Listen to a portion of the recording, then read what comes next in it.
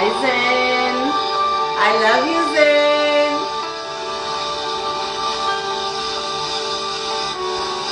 We back, y'all. We back. Let's see if Instagram is going to play us. While we wait for a few more people to flood into the room, I invite you guys, per usual, to join me in a little bit of music, Nancy. We'll go into what the song is afterwards, but enjoy.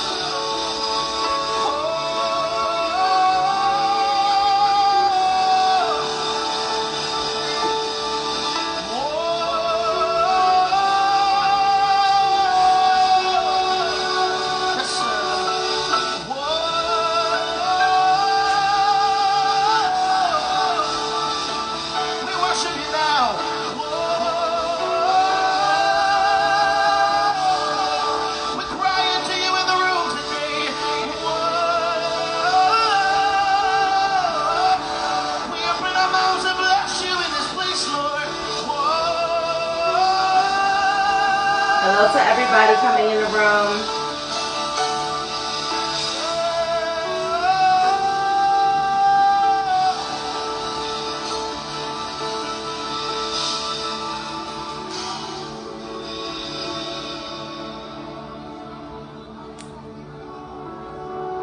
Is anyone worthy?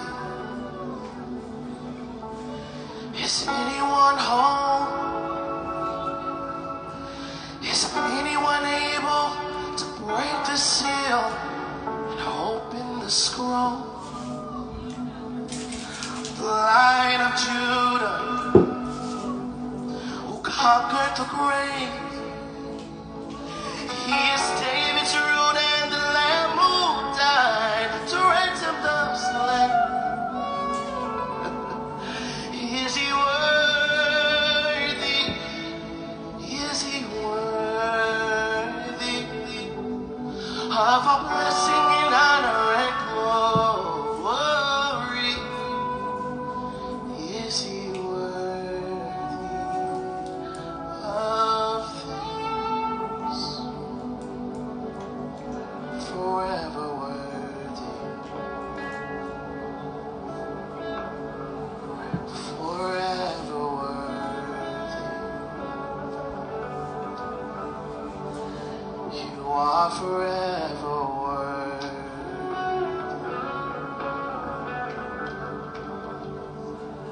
I'm going to fade us out, y'all, and we're going to get started and jump in. Forever deserve.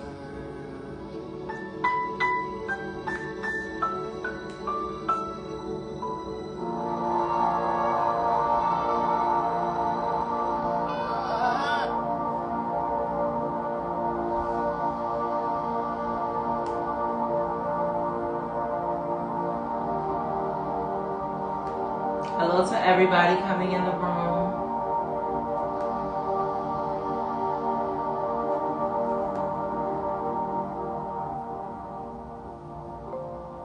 Hello to everybody coming in the room. Welcome back, y'all. Welcome back. We are officially back. We are officially back. We are officially back. We are officially back. We have missed y'all. Hello to each and every person coming in the room. So many things have changed. Not only about ourselves, but also about the way that we're going to start doing things over here at the sanctuary. There's so many new projects that we are so excited to bring you guys. And we can't wait to let you guys in on a lot of the things that we have been just expanding towards, and all of the things that have been coming towards us, all of the new projects, all of the new people. There's been so many things changing here at the sanctuary, and we know that it's been a very long time since y'all have seen us live over here at the sanctuary. But go tell a friend to tell a friend to tell a friend that the sanctuary is live. But make sure y'all come back, okay? Make sure y'all come back. Hello to each and every old member or old person, old family member that's been rocking with us over here at the sanctuary. And hello to each and every person who is new to us here at the sanctuary. We are so excited to have y'all. I got to be honest, y'all. I'm a little nervous. You know how when you've been out of practice for something for so long, and then when you jump back into it, your nerves are just like, that's how I'm feeling, guys. But I'm so excited to be back before y'all. I would like to welcome each and every one of you guys to the sanctuary here at Highland Spices. My name is Lunar Highland Bay, and I am one half of the sanctuary over here at Highland Spices, and on the other side is my beautiful, amazing, magical, timeless wife. Y'all may know her as Mrs. Highland, but you can also refer to her as Akila Asad Highland. And we are the sanctuary. So if you're new to us, you're new here, welcome. We're so excited to have you. And what a day for y'all to come on back. Those of you who were following us during our content of last season here at the sanctuary, be it our Tuesday's Tea episodes, which happens every Tuesday, or be it our Art of Ritual episodes that happen every Sunday here at the sanctuary. Welcome. This is a wonderful day for you guys to show up with us today.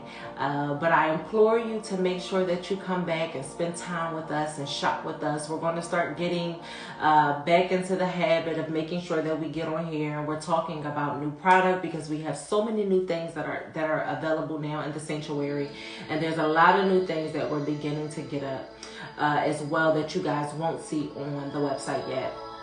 But we have been over here vending here in Arizona. Those of you know that we have been in Arizona for, I want to say, almost a year, almost 2 years now, and we've been adjusting and really finding ourselves here again in Arizona, meeting new people, having new experiences, and all of these new experiences and new people that we have been coming across have truly expanded me and Akila in so many ways that I truly can't wait to bring you guys in on a little bit of what's been happening for us, not only individually but also us as a collective here at Highland Spices. I want to welcome you all again to the sanctuary today. On Sundays, usually we go forth in our Art of Ritual episode, and so I want to welcome you guys back to season 2 of our Art of Ritual. Those of you who followed us during our first season, y'all know that we delved extensively into the mind, understanding this divine mind that we all encompass, figuring out or learning the ways in which to work this divine mind of ours, and not only have it be something that we talk about because it makes for great conversation, but something that we actually learn how to find practical ways of applying into our lives. And one of the ways and a few of the ways that Spirit really began dealing with us as it relates to season 1 of Art of Ritual was really helping us to really tap into our emotions, to really tap into our shadow work, to really begin to determine which things need to be undone or uprooted in our lives, and to really begin to make sense of the pieces. I really want to say that our season 1 of Art of Ritual, the Divine Mother truly guided us in that first season, and it was really in the first season of the Art of Ritual that we really began to come back into relationship with the original Trinity. When we talk about the Trinity, we aren't talking about the Father, the Son, and the Holy Spirit. We're speaking about, or we've learned to speak about, the Divine Mother, which is the original Trinity, the Mother, the Maiden, and the Crone, which translates into the Mother, the Maiden, and Time. And so in our first season of Art of Ritual, the Divine Mother really began to call us into order and really began to deal with us as it relates to ourselves and as it relates to the things that we want, really pulling us deeper into shadow work, and not just allowing shadow work to be something that we talk about again because it makes for great conversation, or not talking about shadow work because it makes you look cool in the spiritual world. None of these things mean anything if we aren't finding ways to truly apply the messages and the lessons that shadow work introduces to us on our journey. And a lot of times that shadow work is going to bring out the ugliest aspects of ourselves, but season 1 of Art of Ritual really challenged us to sit with ourselves, to sit in the mirror, and to begin to face ourselves, to face the darkest aspects of ourselves, to face the highest aspects of ourselves. You know, it taught us to dream, to come back into connection, you know, with our visions or with things that we always saw ourselves doing, but never had the divine mind or the will of the divine mind in order to make those things happen. You know, we found ourselves searching outside of ourselves for everything that we need, be it encouragement, be it resources, you know, be it a friend, be it in conversation, or be it in to help you not feel alone on this journey that you may find yourself in seasons of dark night of the soul experiences. And understand that those experiences won't last always. And here comes the beauty of ritual. You know, the Divine Mother really began to teach me how to reach back into my roots and to begin to make those things that I grew up learning, be it pathologies or be it in ritual, how to take those things and not view them negatively, but how to take those things and begin to use them in such a way that it will allow me to create a masterpiece around my immediate environment, to create a masterpiece in relation to how I see myself, how confident I am in myself, you know, what I wake up every day and say to myself in the mirror, what I tell myself every night before I go to bed. You know, ritual and delving back into my roots really began to help me do that. And so our art of rituals on Sundays are the time that we go forth over here at the sanctuary, where I have the chance to give you all practical spiritual maintenance rituals that would allow you to create the masterpiece around you. But in creating the masterpiece, we got to deal with the mess. And so, you know, here at the sanctuary, you're not always going to get love and light, even though those are some of the highest, you know, vibrations of the self. But over here, you're also going to get the things that are going to make you look at yourself and be like, girl, what is that? Girl, you need to let that go. Or help you look at your family and really begin to dissect and to pick apart the shortcomings of your family dynamic. You know, helping you to find better ways to bring cohesiveness and harmony, you know, into your family dynamics. And maybe some of you are out there and you find that your family dynamics are not in alignment with where you see yourself going. You know, even in going into ritual, spirit is going to begin and has been dealing with us with the art of detachment, you know. And that's not to say that you can't have feelings about things. That's not to say, you know, that you have to wake up tomorrow or leave this space today and start going through your circle and just cutting everybody off. But it is a charge to you to really begin to determine what around you is not serving you, be it people, be it places, or be it things.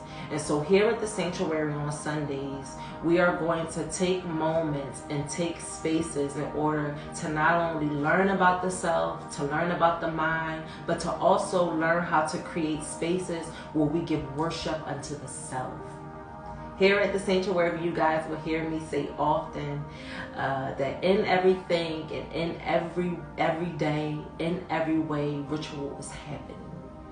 You know, we grew up in a time where we learned to turn worship outwardly and learn to turn praise outwardly. But the downside in sitting under doctrines that force you to be subservient to deities is that you learn the art of removing yourself. You know, you learn the art of detaching spirit from body.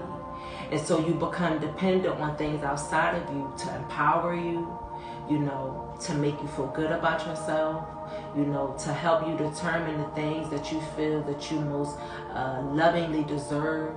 You know, Spirit is really desiring us to come back into the place of worship. You know, and coming back into the place of worship is putting ourselves on the altar, turning ourselves into the altar. In order for us to pour back into ourselves, in order for us to pour back into our spirits, and more than that, in order for us to get up off of our knees from the state of begging and find our posture in the state of commanding. Because when the Bible tells us that Jesus went into the darkness And he spoke out into the darkness and he said, let there be light. Right? And for a long time, we thought that that energy was something physical outside of us. But if you guys have been following us over here at the sanctuary, you will know that all of the attributes that were really misconstrued in the Bible, that we spent centuries learning and taking in, really did a disservice to us, because it didn't lead us back to ourselves. It led us outside of ourselves.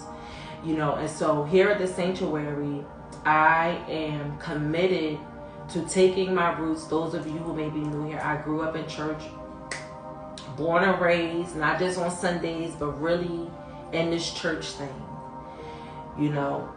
And then there was a point where Spirit allowed me to come from under that covering. And what I'm most grateful for out of that experience is that I walked away still in my right mind. I walked away still being able to get access to my mind. You know, I didn't detach from it completely. And in detaching, I went through a phase of just not wanting to be connected to anything that had to do with Christendom. You know, not read the Bible, because it was something that was given to us by an Albion in order to make you a slave, right? But when you research the teachings of the Bible, you learn that you'll find those same stories told throughout the centuries, no matter whichever you find yourself in. You know, a lot of those eras you and I have walked through and have lived through. And now we're here again, incarnated again, to really begin to put order to those things.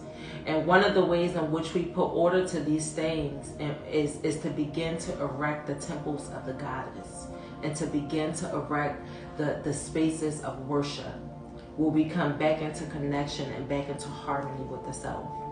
And so if you have joined us here, hello to each and every person who have come into the room. Welcome to the sanctuary. Those of you who are new, hi, my sister. I want to say hello because we have so many people in the room. We got Queen of Swords. She says, "Spec sister, the Bible is a beautiful thing that has been used incorrectly." We have Maya, hi my love. We have Krista, hello my love. We have Zen, she says, "My energy is always a step ahead of the energy shifts."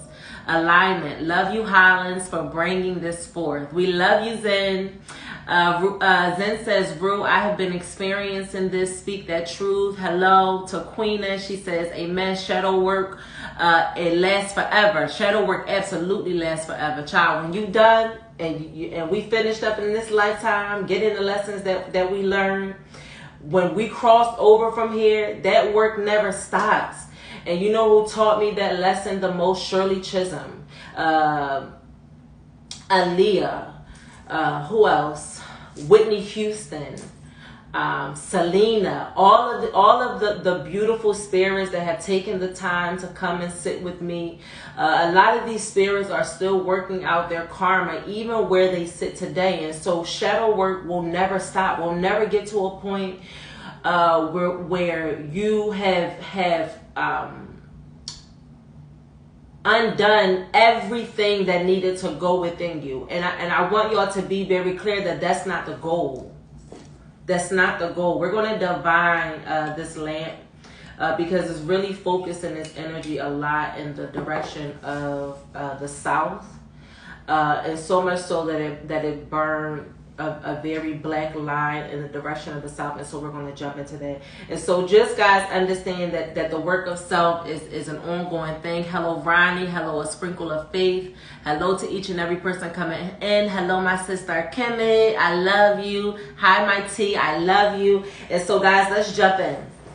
So those of you who are used to joining us here at the sanctuary, y'all know that my teachings, I'm sure, or I hope that you guys have been using today to really come into harmony or come into understanding of what this energy has been speaking about, and how this energy is going to be dealing with us. There's so many people out here that have been deciphering and decoding this energy and giving us insight on things to work with, or ways to harness this energy. One of them are on here right now, which is my sister T. You guys see me post her often. She's always delving into the colors as it relates to the the planetary energies and as it relates to the days of the week. Today she had a phenomenal post as it relates to this energy that we are under. Happy full moon and Scorpio to each and every one of you. Those of you who have also been following the astrological calendar or the astrological time, you guys also know that we are also experiencing a full lunar eclipse. This would be the second wave of this eclipse energy. The first wave of this eclipse energy came 4/30/2022, and that was the partial solar eclipse, 10 degrees Taurus. Hopefully you guys got a chance to really take in whichever messages were coming in relation to that eclipse energy, because it's almost certain going to make the energy of this eclipse energy that we sit under tonight make so much sense. And so here at the sanctuary, I divine the things of spirit using using the Bible. Some will call it bibliomancy, which is prophecy of determining what is coming in the future as it relates to biblical scripture. And so those of you know that is my roots. That is where I come from. This is the way in which I understand and work with spirit. This is the way in which I communicate with spirit, and I ain't missed yet. So we're going to continue. So those of you, y'all know that I always like to tell y'all the things that I'm going to be working with as I jump into teaching. Today we are going to be coming from Ezekiel 33, and we're only going to be dealing with verses 1 through 9. And if we have time, if this doesn't push on too long, I also want to read a little bit from this book called The Alchemy of the Nine Dimensions, dealing with the Pleiadians, and the messages and the information that was given to this divine feminine that inspired her to write this book. And if y'all want to really know what these worlds are, the first dimension, second, third, fourth, ninth and up, I encourage you guys to go out and to get this book, because it really made so many, look, spirit is like, not everything then off the table, okay? This is a wonderful, wonderful book to read, because, it really had me and the killer, we were over here doing interactive reading. She was reading and we were just engaging as we were reading. And this book really broke so many things down and inspired and expanded our minds, where we was just sitting there on a couch like, what the fuck? So I encourage you guys to get this book, and we're going to jump right in, okay? So we're going to be coming from Ezekiel 33, and we're only going to be dealing with verses 1 through 9. And how we decode here at the sanctuary is that we use the vessel of etymology, okay? And we also use metaphysical definitions in order for us to determine what is really being said in scripture and through scripture, and not just what your preacher and your pastors is standing up on Sunday mornings and speaking at you, but not really giving you proper understanding of what is being said in relation to the scripture. And so I'm going to do that here, okay? So we're going to start off Ezekiel 33, it begins, this chapter is called The Renewal of Ezekiel's Call as the Watchman, okay? And it begins, the word of the Lord came to me, Son of man, speak to your people and say to them, when I bring the sword against the land, and the people of the land choose one of their men to make them a watchman, and he sees the sword coming against the land, blows the trumpet to warn the people. Then if anyone hears the trumpet but does not heed the warning, and the sword comes and takes their life, their blood will be on their own heads. Okay? So we want to jump into this aspect of scripture, and I want to start with the first word. In relation to this one point, and I want to deal with the word. So when we look at the metaphysical definition of the word, right? This is the Lord speaking, and the word of the Lord came to me. Let's make sense of this line. And the word of the Lord came to me. When we look at the metaphysical breakdown of this word, it tells us that the word of God is the divine logos. God in his capacity as the creative power. And includes all of the potentialities of his being. And so when we look at the word and what word means, this is the creative power of God. Who is God? Generator, operator, destroyer. What do we compare God to? We compare God to being the Lord. When we look at the metaphysical definition of the Lord, it breaks down into the spiritual activity of the I am. Okay? The spiritual activity of the I am. That is the Lord. So we're dealing with, or we're talking about you. We're talking about me. Okay? When we talk about the Lord. And so the scripture says that the creative power of the spiritual I am came to me. Do you see how that whole line of scripture changed immediately? It goes from being the word of the Lord came to me, translating it to the creative power of the spiritual I am came to me. Let's go on.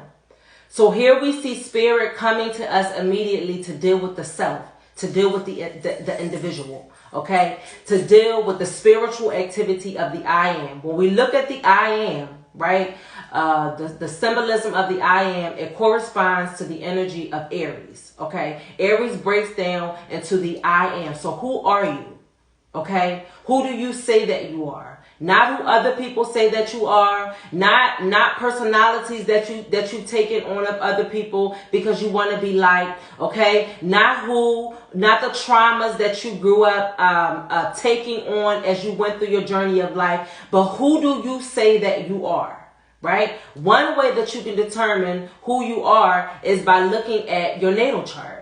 And by really understanding who you are in relation to the stars, in relation to the cosmos, because we are that, right? And once we really begin to delve into the Bible, what validates that understanding is that when we get in and we begin to delve into the understanding of what the Bible is, you learn that the Bible is actually spiritual cosmology. Okay, it is information in relation to the cosmos and to understanding the cosmos through the form of analogies, right? None of these things were meant to take on for you to adapt them to your life and to take on the understanding that I need to do this, that, and the third because I don't want to go to hell. You already in hell, many of you. You're not going to die and go there. You're already there. Because the spiritual activity of the I am that lives within you is in bondage.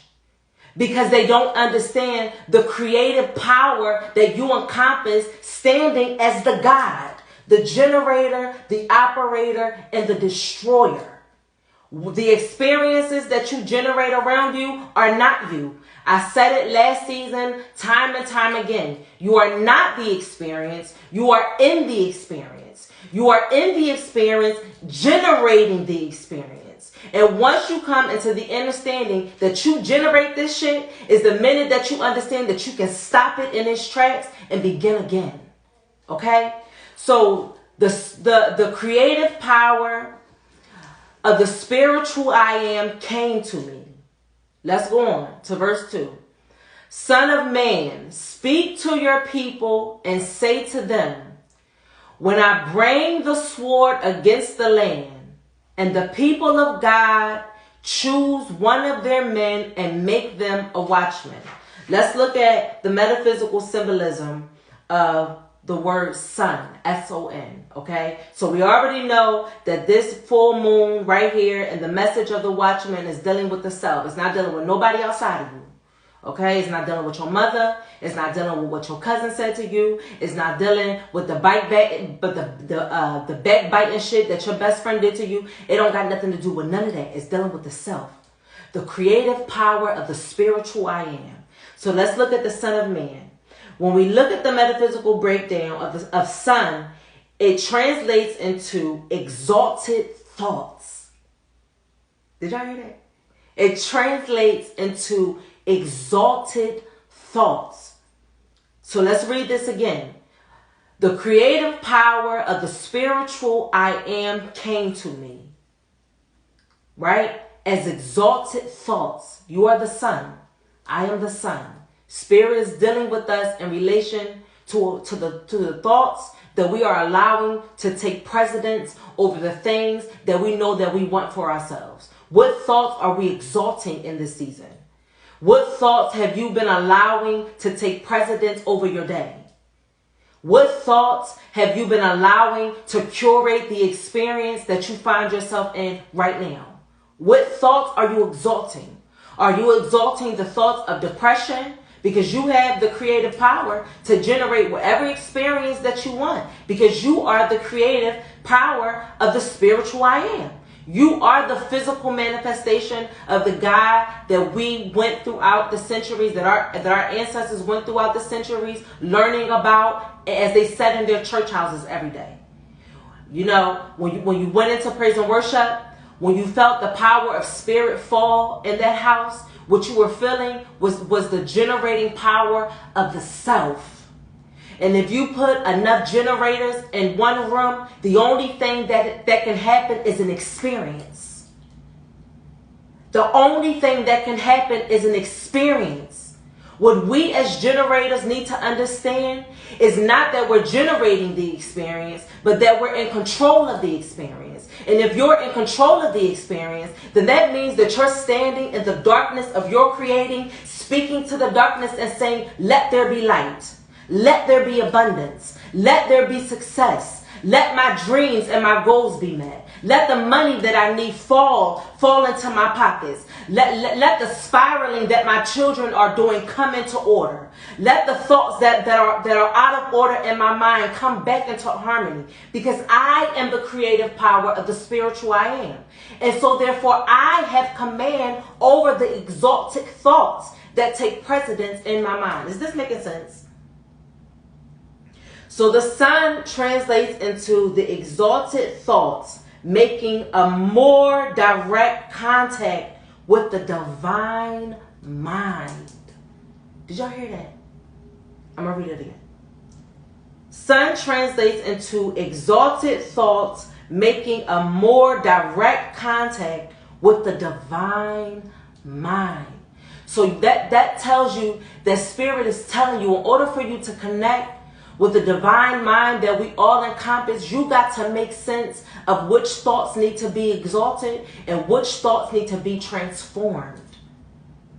That is one of the greatest lessons of Scorpio, right? You either going to sting yourself enough until you get the lessons of what your experience is showing you, right? Or you're going to allow what the experience is sending you through to transform you to the highest aspects of yourself. To transform you and take you to the highest aspects of your exalted thoughts. So sun is our exalted thoughts making direct contact with our divine mind. And so seeks to have the healing power brought to bear up that activity that takes place in the subconscious mind. So the exalted thoughts that you take time to elevate as it relates to your creative power, you come into contact with your divine mind. And coming into contact with your divine mind, you deal with the activity of the subconscious mind. Okay? And here we know, we went through it last season extensively, we know that the subconscious mind is what creates the experience around us. It's not the conscious mind. It's the subconscious mind. So the things that you aren't dealing with, the things that you're allowing to fester, the things that you aren't talking about, okay? The things that you aren't coming into harmony with, those are the things that are generating the experience around you. Not the things that you falsely wake up every single day and say, I believe in myself. I'm a healer. I love myself. I am deserving of everything that I desire, but you don't really believe it because the experience around you is in complete contradiction to the thoughts of that go in contrary in your mind. Your subconscious is telling on you. Your subconscious is telling your experience.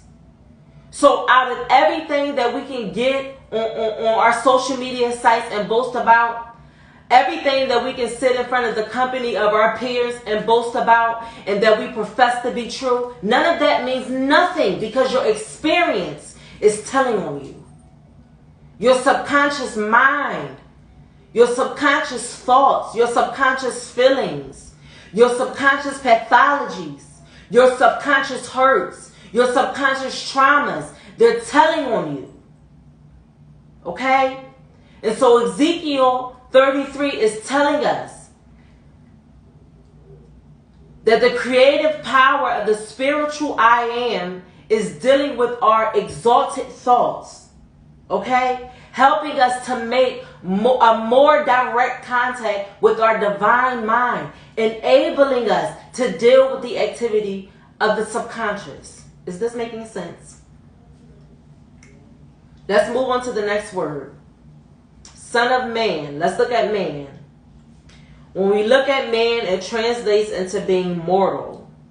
It goes on to say that man is an error concept, an expression of man, a misunderstanding of his true nature that results in an untrue expression of his God-given powers that ends in death. Let's read that again. So son of man, exalted thoughts, right? Exalted thoughts.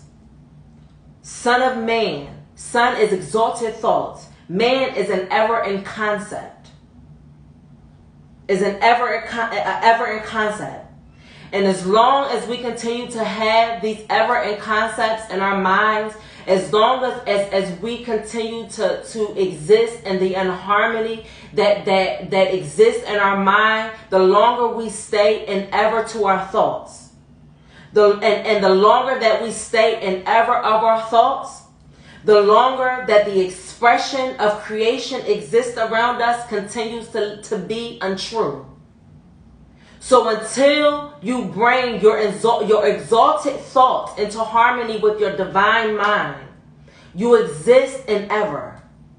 And if you exist in ever, then the expression of your God-given powers that exist around you are untrue.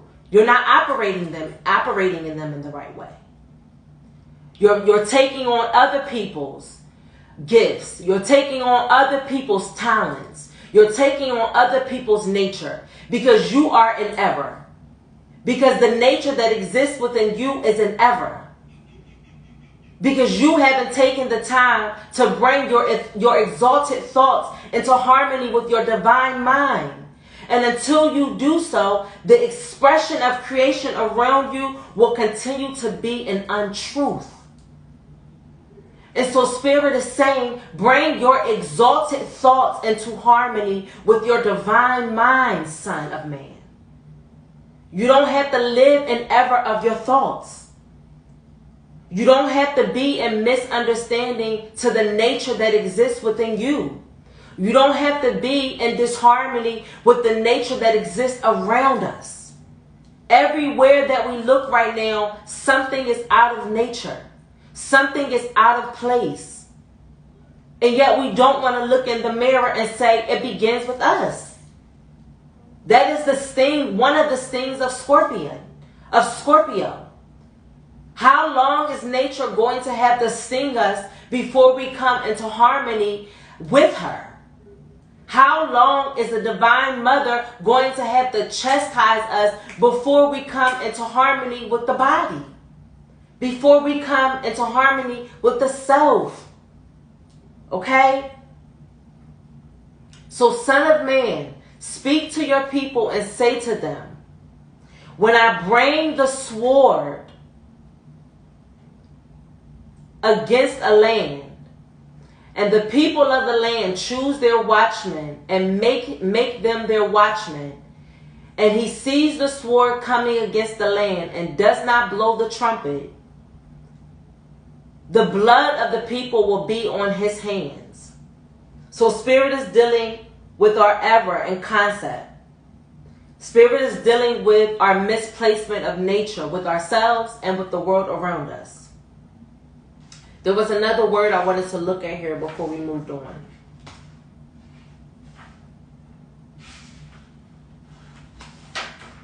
Land. Let's look at land. I never gave y'all sword. Let's look at sword. Bear with me, y'all. I got a bunch of notes everywhere, so just bear with me. I never gave y'all the etymology of sword.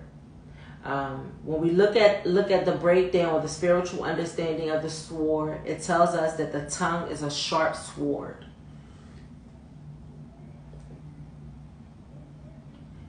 With unloving words, we can pierce people like a sword. With unloving actions, we can pierce people like swords. We pierce ourselves like the sting of the scorpion. How loving is your tongue? How loving is your tongue that you use with yourself? How loving is your tongue that you use with the world around you? Are you cutting the people down around you? Are you cutting yourself off in your mind and your emotions and your spirit? Is your tongue a sword being used against the self? Okay? Sword tells us that whatever we reap, we will sow. Or whatever we sow, we will reap. If we sow thoughts of destruction, we will reap destruction. So if we look at the world around us, we don't have to ask the question why the world looks the way that the world looks around us. Look at the turmoil within the self. Look at the programming of the self. We've been designed this way. We've been programmed to be an ever to nature. We've been programmed to be an ever to ourselves. Okay? So Spirit is dealing with us with our thoughts. Sun sun was our exalted thoughts.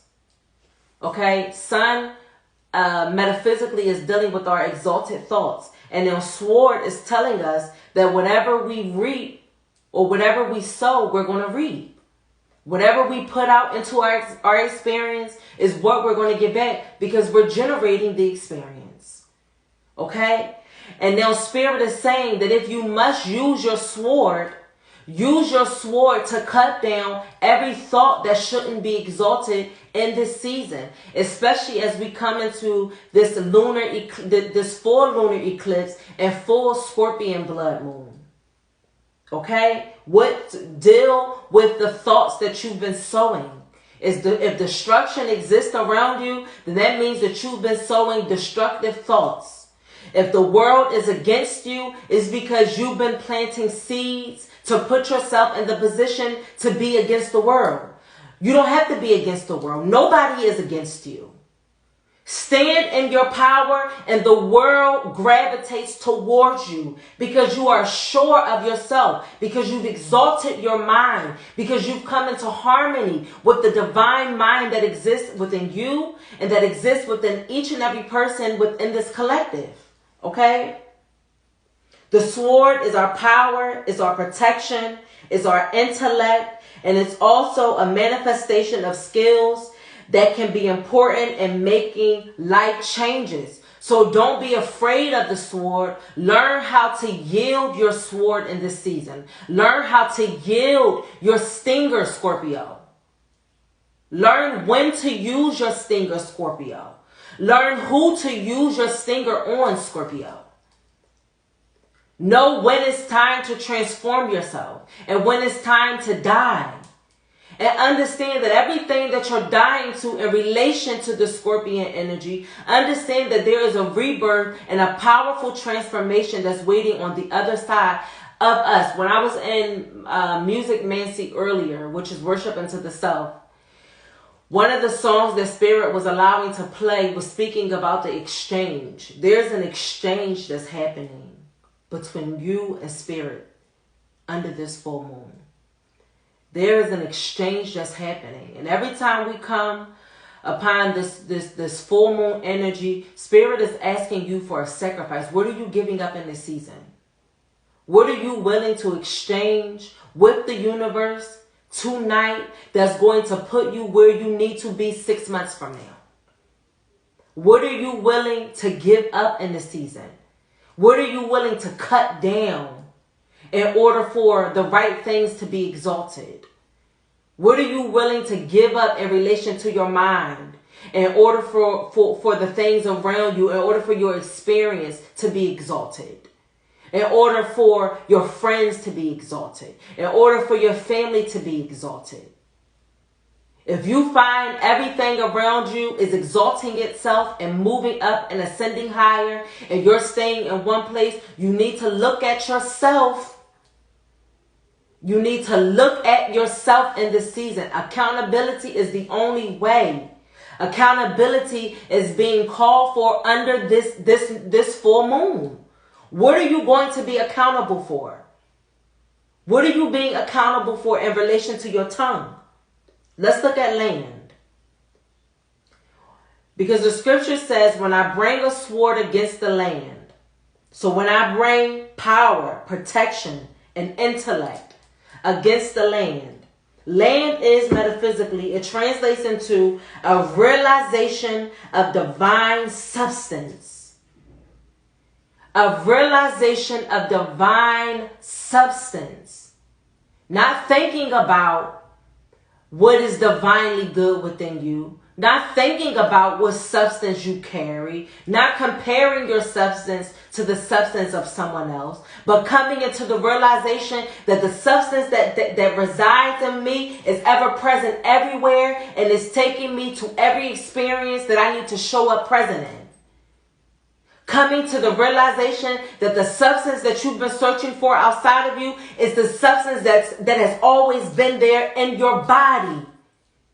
Every time that you wake up and declare that I am the I am, that I am the Alpha and the Omega, that nothing comes before me and nothing shall exist after me, that I go before myself to prepare a place, and within my mother's mansion,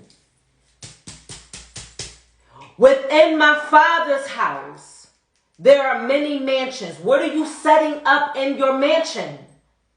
What are you setting up in the vessel within yourself? How are you using the realization of the divine substance that's present within you to go before you and prepare a place? Not wait for something in the sky to descend in order to give you salvation. What are you waiting for? That's what this Scorpion full moon is asking of you. What are you waiting for? Who are you waiting for? Who are you waiting to fall away? If you're waiting for people to move from around you before you make the decision to be brave enough to step into the experience of your journey, Spirit is going to snatch them in this season. Right? And for the last 5 years or so, the Divine Mother has really been in the position of babying us, allowing us to take baby steps on this experience of letting the right people and the right experiences go in order to ascend into the highest aspects of ourselves. Because ascending into the highest aspects of yourself is going to make you look crazy to the people around you, and you still got to be brave enough to move. Right? Taking on the journey, taking on the realization of the substance that lives within you is always going to come at a cost. And it's going to come at the cost of the former self, of the former aspect of you that is no longer serving you. Right? Where can we look at that? Where can we look at the identity of the former self? Look at your self-know energy. How did you come into this world? How have you been staying comfortable in your comfort zones? Right? How have you still been patty caking your journey? This is where you're able to identify the pathologies of the former self. And now Spirit is bringing us all to the position of walking us or urging us to ascend to the highest aspects of ourselves. Right? And so land is a realization of the divine substance.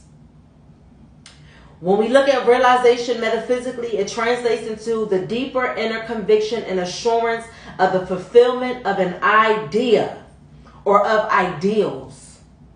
It means to be all at one meant, completion, perfection, wholeness, resting in God, resting in the trust that you have for yourself, resting in your intuition, resting and trusting in the fact that your ancestors not going to lead you nowhere that you're not supposed to be.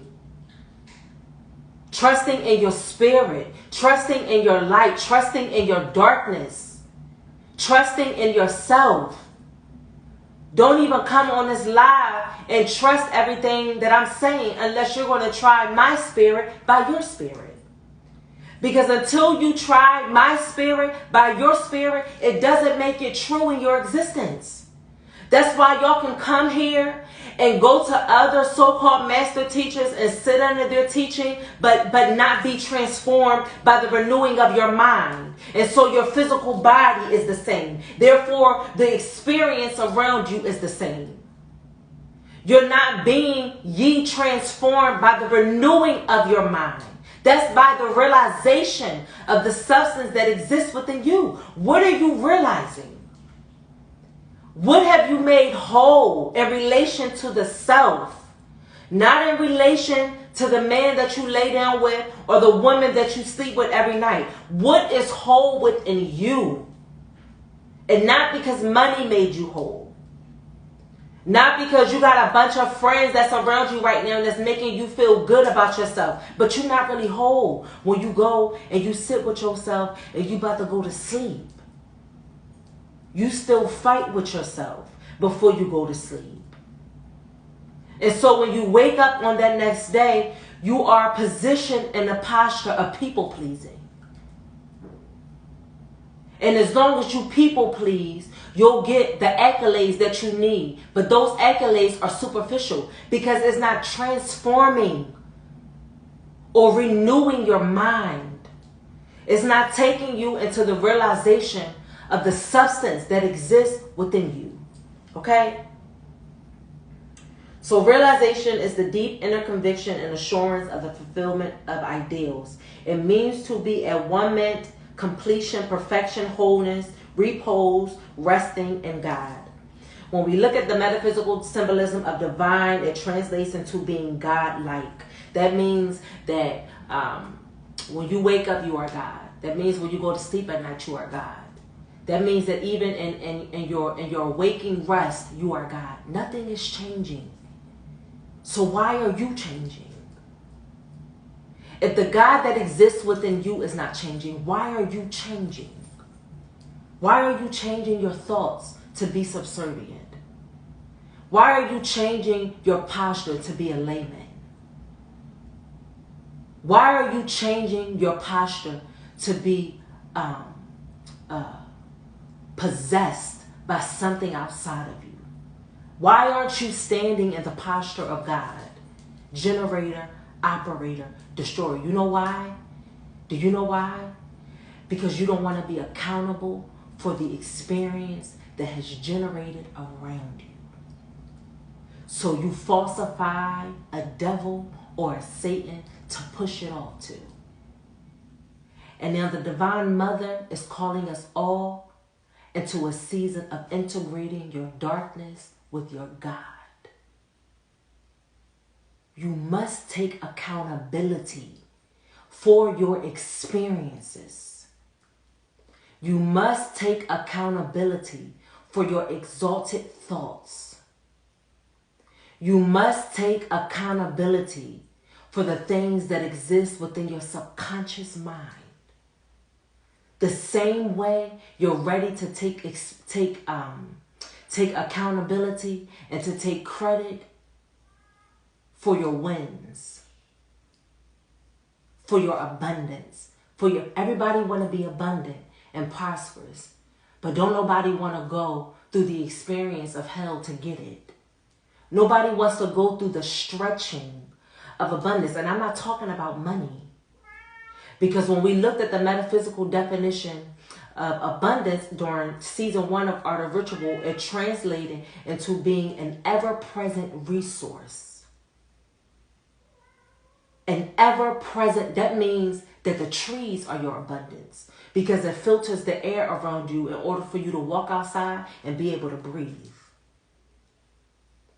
That means that the insects that feed your gardens, okay, and that feed the trees around you, okay, and that seed the flowers, okay, that's your abundance because they keep the experience moving. Your abundance is the breath of life that exists within the substance of the body that allows you to wake up every day and be animated. Okay? Your abundance are the gifts that you came into this lifetime with in order to help ascend the self, not prostitute your brother or your sister. Y'all gonna be mad. That's why y'all don't see us coming up here, if I'm being very honest, pushing product. Because if y'all not going to be about the work of the product that you buying, it ain't no reason for me to sit up in here and waste my time. It ain't no reason for you to get out there and waste your hard-earned money on candles and herbs and ritual that you're not going to follow through with shadow work. You're wasting your time. You're wasting your existence. I don't care how many abundance rituals you do. If the abundance in you hasn't been activated in your mind, there is no abundance that can attach itself to you on the outside of you because you don't have the power to generate it. What are you generating? A broken generator cannot power. Okay? A traumatized generator cannot power. A burned out generator cannot power. You can start, but you won't move. You're running in place. And not only are you running in place, a generator that is not operating in its proper order is actually causing the atmosphere around you to become toxic. Because it's bleeding a substance that is not in accordance to the breath of the existence that exists within you. So you are a broken generating polluting your experience. You are a broken generator polluting your experience. And so now it's time to do cleanup. How do we clean up? By understanding that the land that we exist in is coming into the realization of the divine substance that exists within us. Becoming whole in relation to the divine substance, in relation to the divine nature that we are connected to. By coming into understanding that we are the divine that we search after. You are God. Unless you still God-like, pretending to be God. I'm not God-like no more. I understand that I'm God. I've understood it since last season. This season it's been reinforced. How has it been reinforced? Because I'm watching the experience around me change. I'm watching people that leached onto me in order to have access to my energy, to have access to the divine God that exists within me, fall off because they were breaking down my generator. They were breaking down my power. They were breaking down my experience. And so I came in with the sword and I cut down every unexalted thought. I cut down everything that wasn't conducive to my experience, whether I understood that I was cutting it down or not. So when you see shit start to disappear around you, understand that the spirit of you is coming in with the sword, cutting shit down, cutting shit away that don't belong. Kali came last season and said that I want heads. Kali is cutting away the illusion of the Maya. How do we cut away the illusion of the Maya? By dealing with the self. By dealing with every illusion that exists around you in relation to your partner, in relation to your friends, in relation to your family, in relation to your experience, but most certainly in relation to yourself. What illusions are you living in? Okay? When we look at the metaphysical definition of substance, it translates into the divine idea of the underlying reality of all things. That is the substance. Being able to differentiate between what is reality and what is illusion. That is the power of your substance. Are you allowing your substance to navigate for you as you move through your experience? Substance is the divine idea of the underlying reality of all things. What is the reality of your nature? What is the reality of your spirit? What is the reality of your soul? What is the reality of the darker aspects of yourself? What is the reality of your mind? What is the reality of your body? If your body is sick and infested with disease, it's time to call a thing a thing. If your mind is polluted with depression, with low self-esteem, with lack, okay, with neediness, it's time to deal and call a thing a thing. It's time to deal with your mind. It's time to deal with your subconscious. Okay? Let's keep going. Who is the watchman? Watchman was another word that I wanted to decipher here. Because the people of the land chose their watchman. Right? So the divine substance that exists within you, the divine God that you incarnated into being in this lifetime, chose the watchman for your experience. And so what does watchman mean? And I see your comments. I'm going to go through them. Okay. I'm trying to get through this because y'all know I'm long-winded. And then I'm going to go back and read your comments. Okay. So watchman translates into a spiritually developed person who sees within and without, and with the word of command, challenges anything negative. I'm going to read that again. A watchman is a spiritually developed person who sees within and without, and with the word challenges anything negative. So the spirit of you, the creative power that exists within you, is coming into your experience and is commanding you to stand up as a spiritually evolved person and to do away with everything that is negative in your experience.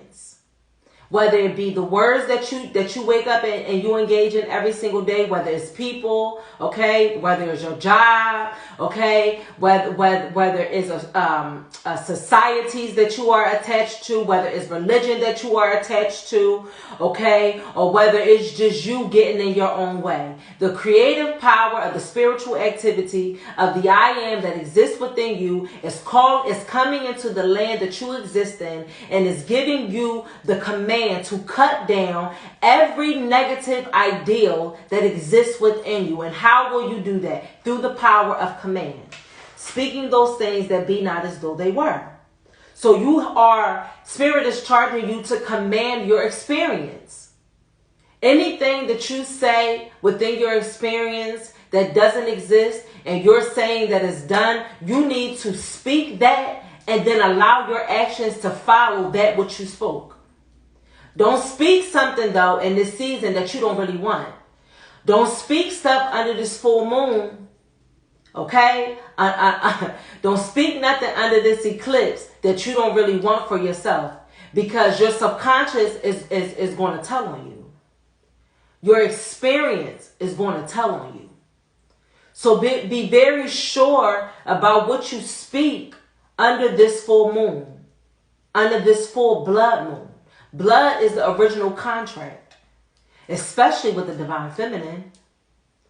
Your blood is the original contract. And so if my wombs have come on their cycles under this full moon, please collect your blood. Please collect your cycle blood and use it for ritual. And rituals of protection, and rituals of calling your power back, and rituals of putting a covering over your family. and ritual for connecting you back to nature, and ritual for connecting you back to the divine feminine. Please grow up with understanding why we used our cycle blood. We never had to cut ourselves for sacrifice. We only had to work with the cosmology of our bodies. We only had to work with the essence of these vessels. We already set these bodies up to be and to do everything that we needed them to do before we got here. That means that we never had to cut an animal in order for you to give it to a deity, in order for them to give you something that you want. And even if you did before, this new world, we're not doing it no more. The Divine Mother has been saying for a while that y'all won't stop laying a finger on her creation in order to harm it, in order for you to obtain something that already exists within you. You just don't believe it exists. So then you go out into the physical world and start harming things within the physical world like you didn't put the shit there to begin with. Like you didn't put the animals there to begin with. Like you didn't put the trees there to begin with, or the birds, or the insects. You're going to start hurting the nature that you created because you forgot how to be the creator of your experience within nature. But that's the beauty of free will. The beauty of free will is being able to choose correctly this time. And Spirit is asking for us to choose. Okay? Choose ye this day who you going to serve. And I'm not talking about Jesus. Okay? Are you going to serve the world, the programming, the doctrine, the religion? Or are you going to be a servant unto the self? Which one you going to choose?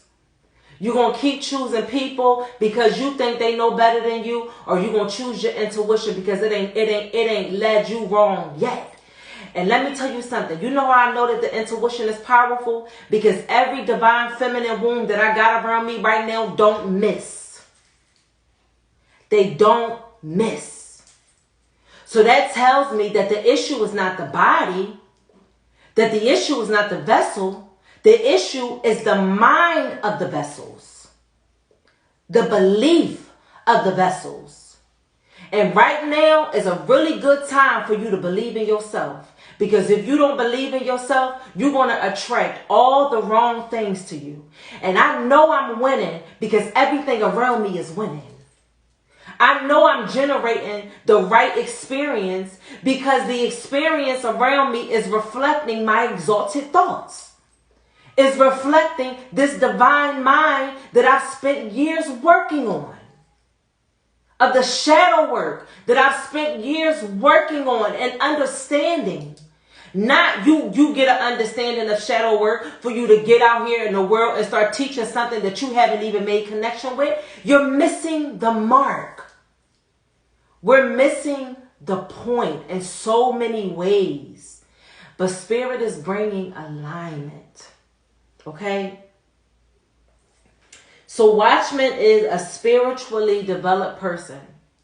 So when the scripture says, Son of man, speak to your people and say to them, when I bring the sword against the land, right? And the people of that land choose one of their men as their watchman. And he sees the sword coming against the land and blows the trumpet to warn the people. Then if anyone hears the trumpet but does not heed the warning, and the sword comes and takes their life, their blood will be on their own hands, right? So I, as the watchman that exists within me, the spirit of the spiritual substance that exists within me, has been standing up and giving and sounding the alarm, saying, get in order, Rue, get your affairs in order, Rue. Understand this about yourself, Rue. Fall away from this, Rue. Disconnect from this, Rue. Take this on, Rue. Take this piece of meat, Rue. Dissect this more clearly, Rue. Go into ritual about this, Rue. Let this go, Rue. Understand this about yourself, Rue. Harmony, Rue. Understanding, Rue. Connect, Rue. Grounding, Rue. Spirit has been sounding the alarm first in the watchman that exists within yourself, right?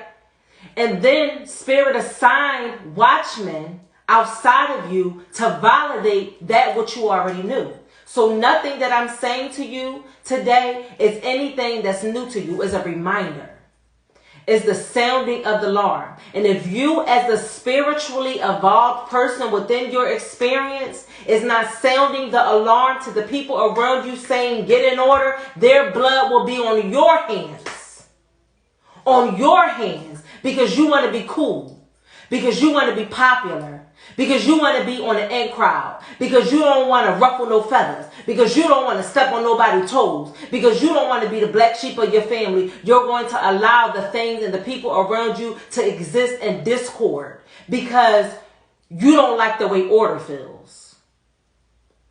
And now Spirit is saying that I'm sending the watchmen to the land to warn the people to get their affairs in order.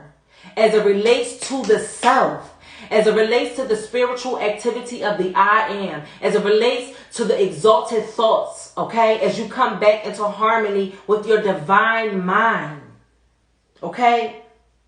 Let's look at the word watch. Watch translates into being persistent or looking towards the fulfillment of divine ideas. And so as the watchman is coming to tell you to get things in order, as the watchman is coming to tell you to delve deeper into your shadow work, the watchman is also telling you to be in watch of your divine ideals. Don't only look at the negative, but look at the highest aspects of your journey. Look at yourself every day and begin to do mirror work and really decide who you feel as the divine being that you are. What do you look like? I made a promise to myself that I was never going to dim my light for anybody else. That I was going to show up in all of my extraness. Okay? That I was going to show up in all of my personality. That I was going to show up in every flaw that is attached to this being. Okay? That I was going to show up and be present in my experience and to be present in my journey. And the moment that I became present in my journey and stopped comparing my journey to other people was the minute that I began to see Spirit show up for me. That I began to learn the language of the universe. That I began to learn the language of Spirit. That I began to learn the language of my ancestors. That's why I don't have to go outside of myself to find a deity. Because I understand that I am that. You know, I had the pleasure, I shared this with you guys during season 1 of Art of Ritual, that during one of my awakened rests, I had the pleasure of being able to walk with the deities from every century of every deity that you probably we've ever heard in this lifetime. I had the pleasure of walking with them. And one of the deities in particular that took me off and began to walk with me, her name was Jama Kali. Y'all know I love Kali. I'm sitting with her right now. Shout out to my sisters, Kimmy. Okay, and my sisters, Kenyatta, for blessing me again with another one of my Kali tapestries. So Kali in particular took me off and walked with me in that particular dream. And her message upon waking up from that dream, she was telling me that it's not our job to elevate them. It's not our job to understand them. It's not our job to become them. It's not our job to change our names to theirs. It's not our job to praise them. It's not our job to hate them. It's not our job to dispel them. It's not even our job to conjure them. It is our job to understand that we are that. What is that? God. Generator, operator, destroyer. You are the deity that you search for. I am the deity that I've always been searching for. And I was just finally brave enough to show up in who I am. No matter who it offends, no matter how much of a bad taste it puts into people's mouth, I am divine feminine energy in the flesh. I am Rumunera Halam Bay, the primordial goddess who stood at the beginning of time and spoke this creation into existence. And now I come at the end to put order to things that were put out of order. I am the primordial goddess that I was waiting to show up. So I showed up. And Spirit is beckoning you to show up for yourself. Okay? To show up in your experience. Okay? To show up on your journey so that you don't have to sting yourself. Okay? So that you don't have to harm yourself in order for you to get the lessons of your journey. It doesn't have to be a struggle. Your journey doesn't always have to encompass pain or discord. Okay? Or disharmony. It can be joyful. It can be peaceful. It can be harmony. It can be grace. It can be prosperous. It can be abundant. The same way that we have access to the successes of our worlds are the same way that we have access to the sufferings of our world. And we get to choose which promised land we walk into, okay, and which hell we leave behind. Okay? So Watchman is calling for us, is a call for you to become a spiritually evolved person. In order for you to hear what Spirit is saying to us in this season. Here it talked about in the scripture in verse 4, it says that if anyone hears the trumpet but does not heed the warning, and the sword comes and takes their life, their blood will be on their own head. So the blood that you spill from the ego that you stay attached to, the blood that you spill from the lower man that you decide to be attached to will be on your hands because you have chosen not to evolve spiritually. You have chosen to stay in the lower aspects of yourself. Nobody did that for you. Y'all have sat in front of me and so many other people who will watch the playback. Y'all have sat in front of me, in front of other people, and have heard the warnings, and you have stayed the same. You have heard the warnings, and you have made excuses. You have heard the warnings, and you stayed fixed in your experience, in your mess, in your trauma, in your pathologies, in your sufferings. Nobody did that for you. Because when the warnings came, you dismissed it because you didn't like the watchman. You didn't like the messenger. The messenger didn't have 50,000 followers and a bunch of yes men saying, that's right, sis.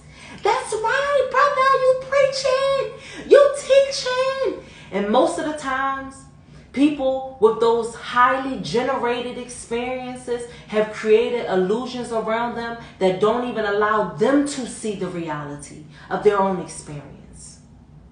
And half the people that are showing up on these large platforms are coming for a show. They're not coming for transformation. And so I give thanks every single time each and every one of you show up in the experience here at the sanctuary. Because I know that you guys are not coming to be yes men. You're not coming here for me to validate your mess. You're coming here because you truly desire transformation, self-transformation. Okay? Not somebody that's going to stroke your ego. Okay? Not somebody that's going to elevate you even though the experience around you is reeking of trauma. Okay? Is reeking of self-doubt, is reeking of disharmony.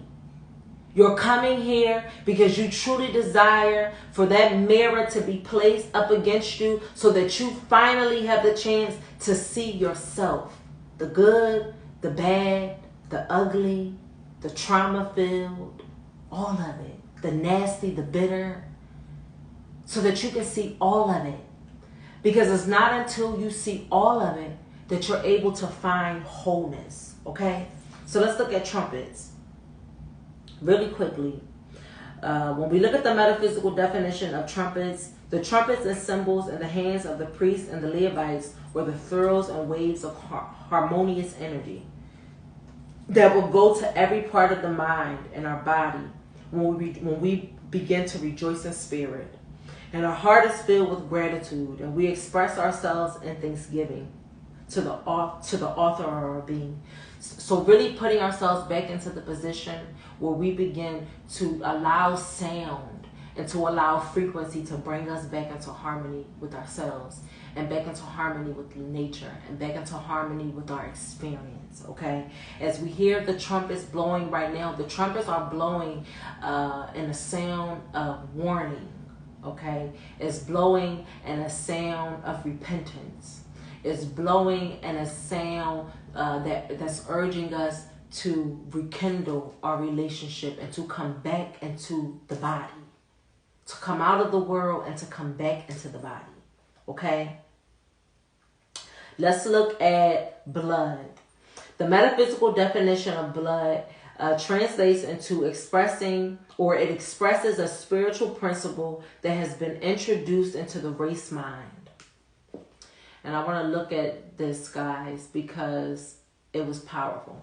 So it expresses blood expresses a spiritual principle that has been introduced into the race mind through the purified Jesus. When we look at race translates into being the race mind has formed laws of physical birth, death, life, sickness, physical inability, law-making, food, the source of the bodily existence, laws of the mind that recognize no other source of existence except the physical. The sum total of these laws form what is called a race mind, or a race consciousness, to be separate from and dependent of the creative mind. When the creative mind sought to help men spiritually, the mind of the flesh opposed it and made every effort to solve the problem in its own way. The great need of the human family is mind control. Jesus showed us that mastery is attained through the realization of the power of spirit. Okay, so the race mind deals with everything that we created that is not in harmony with divine law, okay, or universal principle. So laws that in relation to death, which doesn't exist, the law of sickness, which doesn't exist, any laws that we make that limit us in our experience. That's what race is, or the race consciousness is. Okay, so blood expresses a spiritual principle that has been introduced into the race mind through the purified Jesus. What is Jesus? The physical manifestation, or the spiritual manifestation of the I am. Okay, blood is a spiritual principle in that it rests on pure ideals, yet it is manifested in the body and in the mind in a concrete form when rightly appropriated. Okay, so the blood is really dealing with spiritual principle. Okay, and it's dealing with spiritual principle in a way that allows us to deal with the race mind, to deal with any limitations that we placed on ourselves, or any limitations that we placed in our experience. Okay, I want to keep going because I know that I've been on here long. So whatever we don't take on in relation to us advancing spiritually and evolving spiritually, and every message that we don't heed to, as spirit is coming and sending the watchman, not only in ourselves but also in the world around us, and every warning that we don't hear, and every command to evolve spiritually that we dismiss or that we forego, we really are bringing harm to ourselves, okay? And we really are allowing ourselves to exist in a race mind, meaning anything that is placing limitations on your divine nature, or anything that is placing limitations on the divine experiences that you're having around you, okay? It will be on your own head. Okay, and so when we look at the metaphysical definition of head, it translates into the center from which the mind expresses various thoughts and ideas. Okay, so spirit is really dealing with our mind, and it's really going to be dealing with us over the next 6 months in relation to how we are building up our mind, how we are exalting the thoughts that take place in our mind. And also, while we are exalting the thoughts, how are we doing away with the sword, everything that doesn't have its place anymore, everything that doesn't have its place in its experience. Okay, I want to go over sound really quickly, because sound is going to be very instrumental over the next 6 months, and sound is also going and can play a major role in how you all move forward and healing yourselves, how you all move forward and creating the experience around you, because it really is predicated on sound. Right, that's why we talk about the word. In the beginning was the word, and the word was God. I say that in the beginning was sound. Okay, and then sound made word, and then the word became God. Okay, so when we look at sound, sound has 4 levels. Okay, because we're hearing the trumpets blow in Ezekiel 33. We're hearing the trumpets blow to give warning. And so when we look at sound, sound has 4 levels: ordinary, mental, spectral, and transcendental. If I'm saying that wrong, y'all please forgive me.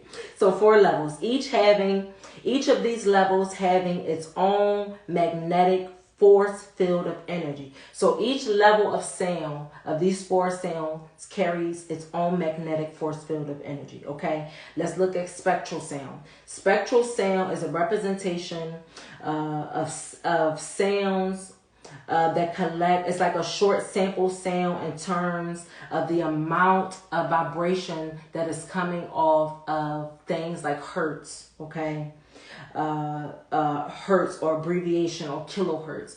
And so spectrum determines the amount of vibration coming out of each of these spectrums in relation to hertz, abbreviation, and kilohertz, and etc.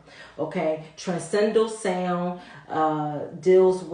transcendental sound is imbued with great spiritual potency that has the effect of awakening the heart to its natural condition of spiritual love. And so we're going to really begin to see a lot of the music that we listen to, a lot of the music that we grew up listening to, that spirit begins to bring in order. And we're going to really begin to see sound and music change to being more harmonious with not only our bodies, but also with our spirit. And the sounds that we begin to hear come forth in this season are going to come in the form of being able to transcend, or help us transcend our experience, to help us transcend our mind. One way that you can use transcendental sound is by the use of mantras. So incorporating mantras into your everyday spiritual maintenance routines can be very beneficial because it allows your mind, or takes your mind through the form of sound into a place of trance. Okay, that will allow you to reach higher or access higher capacities of yourself. Okay, and then the last one, or the third one, is mental sound. Mental sound is ensuring that you have, or having healthy sound, meaning having healthy mental faculties, being able to be lucid, or having access to lucid dreaming, or even being able to access the lucid world during your awakened, when you're awake, in your awakened state, right? And so mental sound also shows us how a lot of things that exist in our immediate environment also takes us out of the body, right? Or can take us out of the body. That's why we have to be mindful of what we listen to, or pay attention to the things that are making sounds in your environment that may be affecting your mental state. okay, that maybe have the power to affect your emotions, or may have the power to affect your mood. And then the last form of sound deals with our routine and our speech, which is called ordinary sound. So being very mindful of how you speak over the next 6 months, being very mindful of the communication that you do engage in over the next 6 months, being very mindful of and present in the conversations that you're having with yourself on a daily basis, okay? Being very mindful of the communication that's coming from your government structures, that's coming from your celebrities, that's coming from your influencers, being very mindful of the sounds that are coming forth, because it's really going to, this is really going to determine who and how you're hearing these warnings. Don't be listening to the wrong people and miss the move of spirit. Don't be caught up in the wrong conversations and miss the wave of spirit, or miss a covering of spirit. Be very mindful of what you're taking on in this lifetime. Be very mindful of what you're taking on in this season. Be very mindful of your ears and what you're listening to, okay? And then we're going to finish up this scripture, and then we're going to close. But I want to close with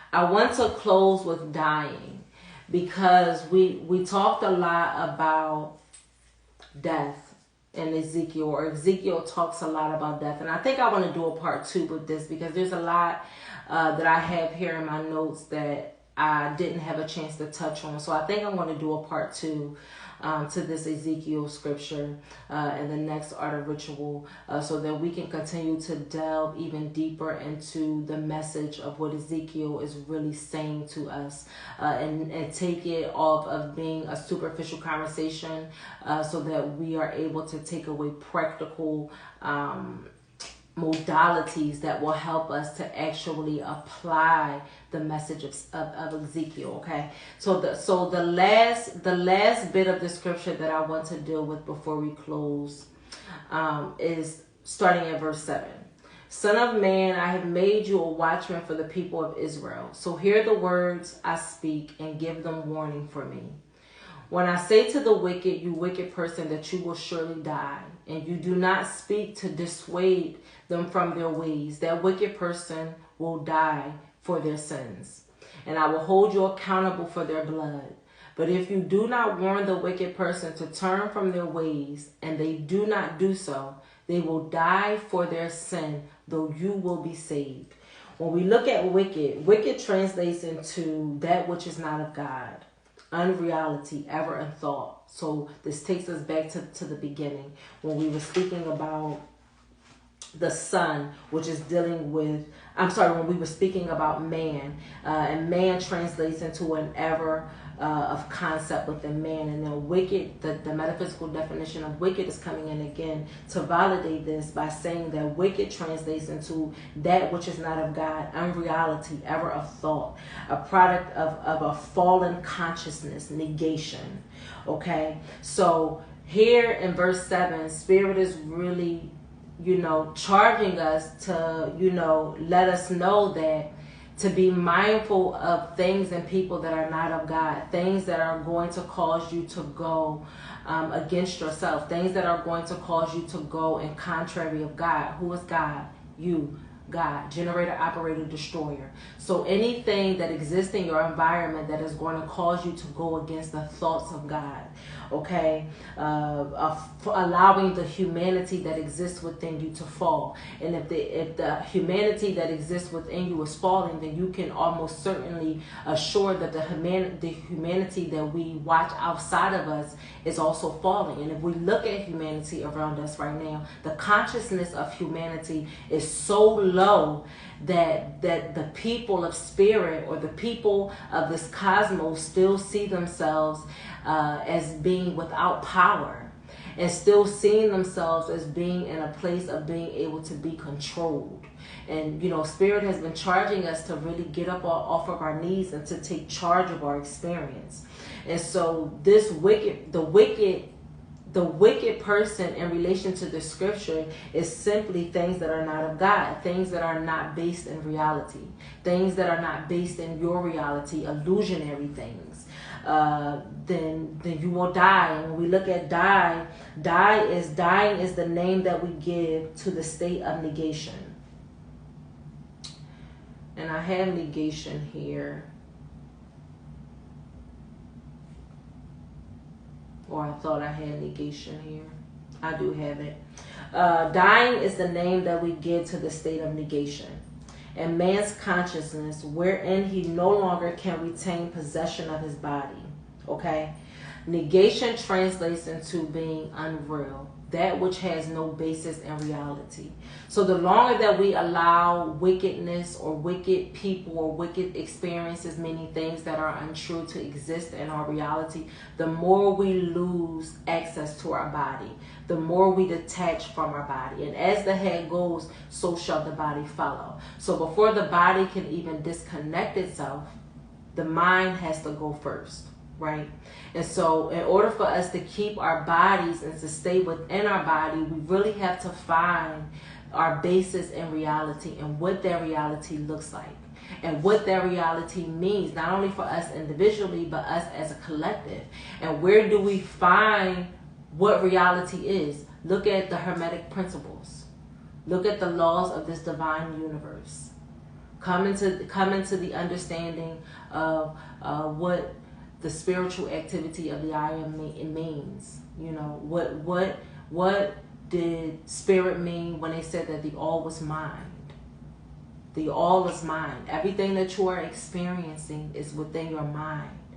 And the minute that you decide that you no longer want to experience it, it goes away. And the body can elevate itself. Okay? And so spirit is really calling for us, or calling us back into our bodies.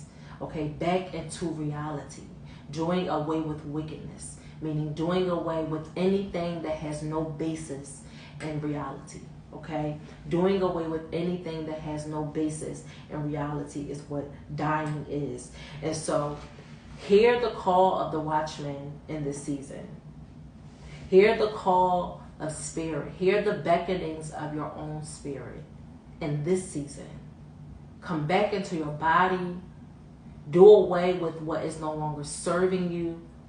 Come back into connection with your divine mind, which will help you to understand which thoughts need to be exalted in this season and which thoughts need to be cut down. Both of these things are going to be done through your tongue, through you speaking things that are not, that be as though they were. It's going to come through the command that rests on your tongue, through the word that rests on your tongue, through the faith that exists within your substance. That is how your reality is going to form itself. Hear the message of the Watchman in this season. Okay? Hear the messages of the self in this season. One thing that I want to say before I go is that this full moon, or the message of Ezekiel, is really dealing with our solar plexus, not our solar plexus, our sacral plexus. I want y'all to pay attention to the sciatic nerve. The sciatic nerve is formed in the lower spine and it is a combination of our motor and sensory fibers. So spirit is really charging us to deal with our kundalini in a sense, or to really begin to deal and delve into our chakra. And the chakra that spirit is charging for us to deal with under this full moon is our sacral chakra. Okay, the sacral chakra is dealing with a greater sensuality and intimacy and creativity. It's dealing with our sexual intimacy. It's dealing with how we give and receive pleasure. It's dealing with birthing environments. It's dealing with how we express healthy emotions.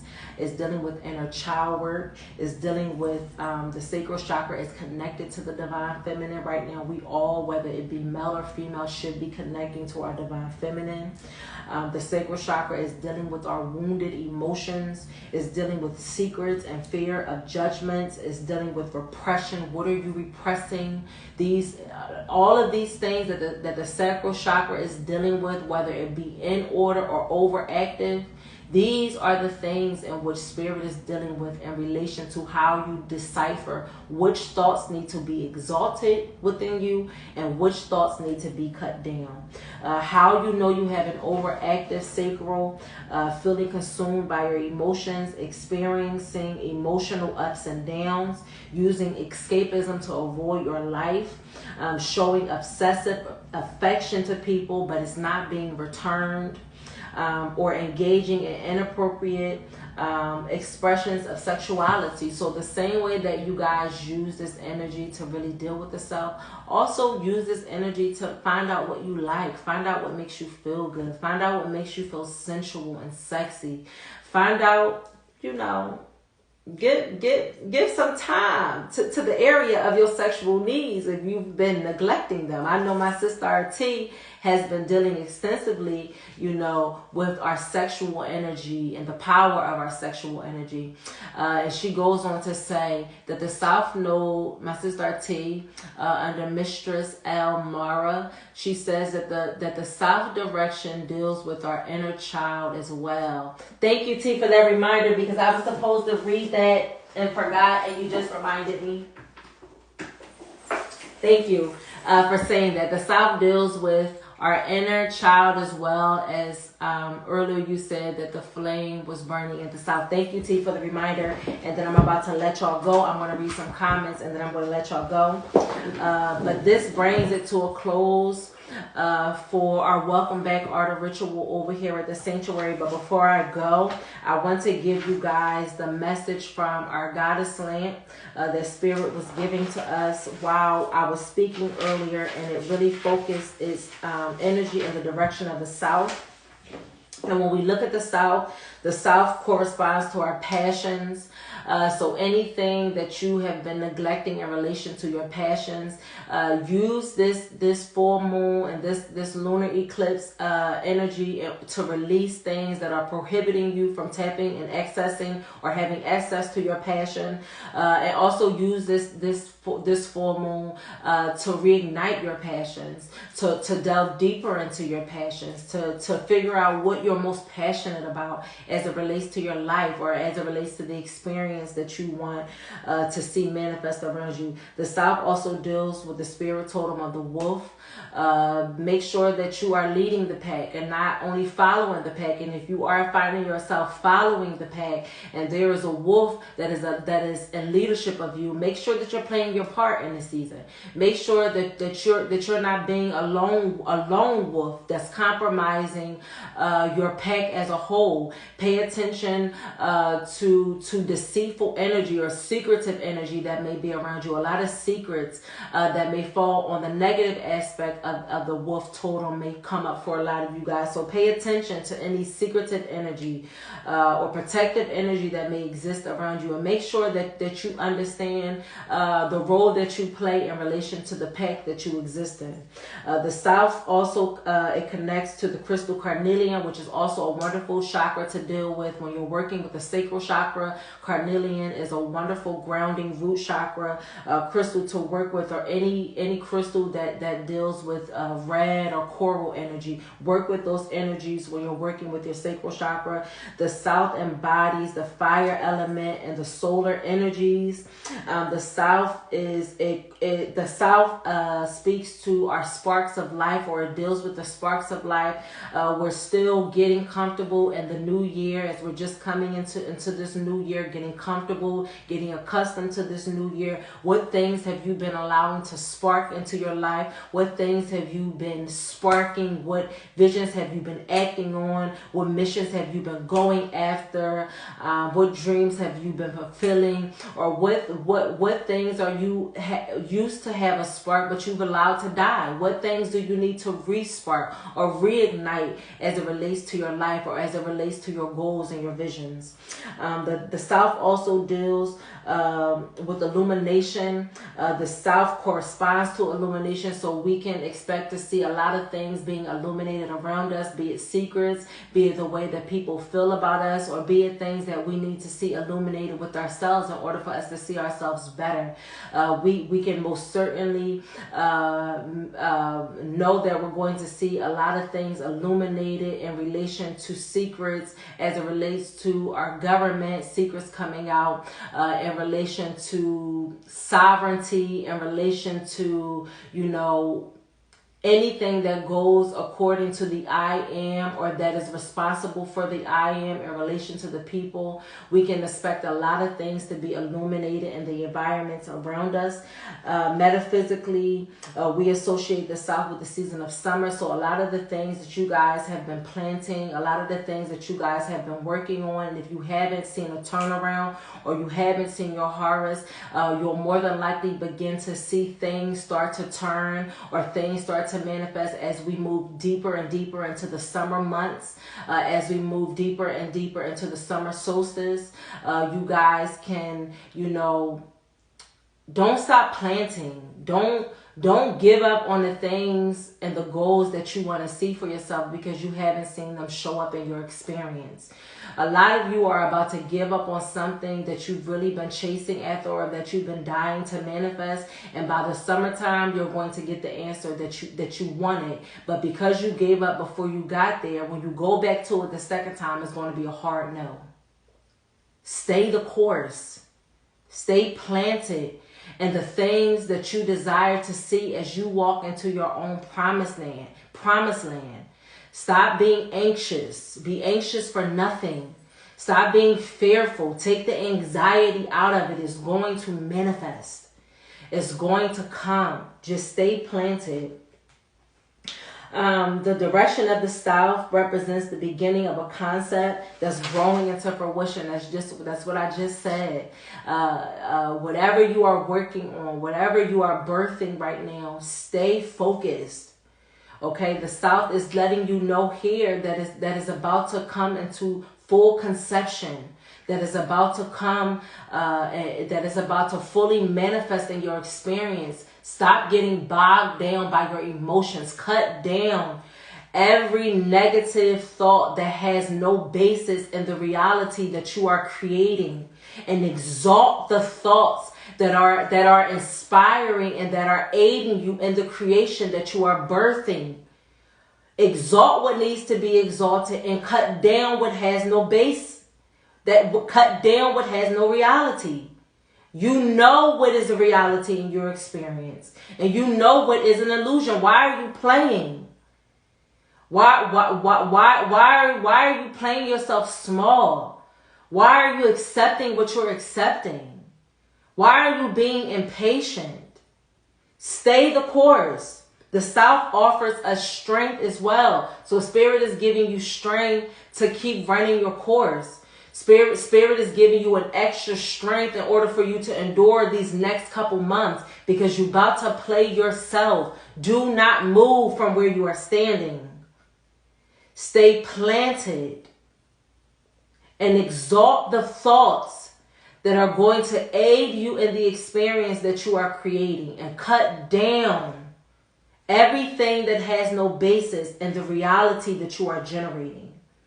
Okay, the South corresponds to love, okay, and the very heartbeat of the world. Even though we see so much foolishness manifesting around us in relation to the collective, keep your heart space open. Keep your heart space fixed on the things of spirit. Keep your heart fixed on the things of love, because the creation and the humanity that you're working on saving as it relates to the self is the humanity that you save outside of you. You don't need to save the humanity outside of you. You need to save yourself. You need to save yourself. And I want to give y'all what salvation means since it came up. Save metaphysically translates into to deliver from some danger, or to be delivered from some danger, to be rescued from peril, to bring to safety, to prevent death. Dying meant metaphysically removing you from your body. And salvation is saying that this is preventing you from death. Save yourself in this season. Deliver yourself in this season. Nothing outside of you is going to save you. Save yourself. Meaning trust yourself. Trust your intuition. Trust the happenings of spirit on your journey. Trust your ancestors when they're speaking to you. And they are going to keep you on the path of salvation. Meaning keeping you out of the way of danger. Move out of the way of danger if you want to. But understand that the blood of that choice is going to be on your hands. And the consequences of dealing with that experience is going to be on you. Stay in the posture of spirit. Stay in the posture of your intuition. Stay on the path of salvation and out of the way of danger. So the south corresponds to the heartbeat of the world. Stay in the heart center of spirit. Stay on the frequency of love, because as you stay in the frequency of love, you stay in the frequency of truth. And as you stay in the frequency of truth, the things and the experiences around you have to begin to match that vibration. Okay, the south represents our emotions, our accountability, which we spoke about earlier. The south represents our responsibility. It represents our assertiveness, our training, management. It deals with our self-esteem. It deals with how we be an effective team player. The south also deals with confronting our skills. So be prepared to deal with your accountability over these next 6 months. Be prepared to deal with how you manage your time and how you manage the people in your experience and how you manage your emotions. Be ready for spirit to deal with you with how you show up as being an effective team player. Are you being an effective team player, or are you being a poison to your environment? Are you a generator that is out of functioning, poisoning your experience? Or are you in alignment with the team or the tribe that spirit has currently surrounded you with? Okay?